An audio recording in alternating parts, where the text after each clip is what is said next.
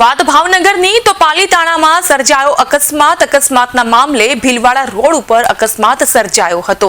Dumper અને bike વચ્ચેના અકસ્માતમાં વધુ એકનું મૃત્યુ થયું છે।